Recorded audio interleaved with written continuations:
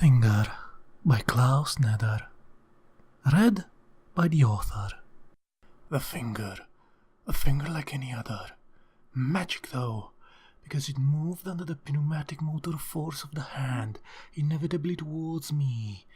He came so close that I could distinguish the fingerprint. A Byzantine maze shaped like a snail, very beautiful and presumably unique. Obviously I bit. It didn't take much, like biting into a carrot, and pop, it was already in my mouth.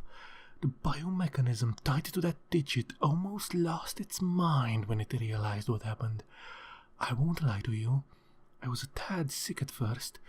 My first instinct was to spit it out, but no, I had to spite the hand. So I kept it between my teeth. I had to feel it next to my molars and test it like a ripe cherry. My finger was soft, juicy, and consistent. Meanwhile, other beings that might as well have been supernatural for the power they had picked me up and placed me in a room made of antimatter. It must have been antimatter, because I wasn't allowed to touch anything, and the room shrank every time I wasn't looking. The dwarf gods entered decisively and sent me to the Plutonian shores for questioning. I had to swallow it. I knew these fatties were about to ask me where it was.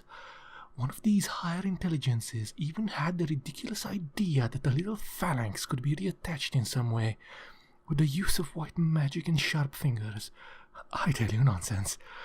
All these big dwarves were moving slowly and deliberately, so after a while I stopped chewing and swallowed it. They didn't even notice. Gastric juices can dissolve iron. That's another false advertisement. When I finally went to the bathroom, in the middle of the floating filth, I found a small ivory bone. I would have taken it, seriously, without disgust, and wore it as a necklace, or maybe made it into a pointer for school, so everybody would point at the map with a finger.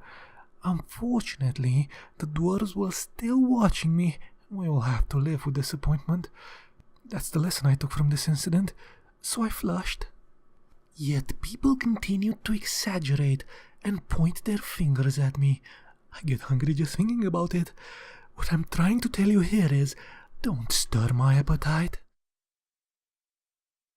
If you enjoyed this story and would like to read more, please visit the site in the description. Original art by Anka Toma. Thank you for listening.